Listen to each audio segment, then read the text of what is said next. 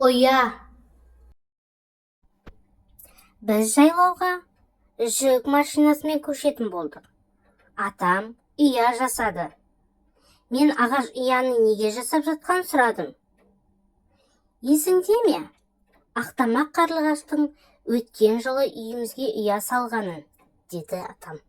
Есімде. Балапандармен болған, дедім мен қуанып.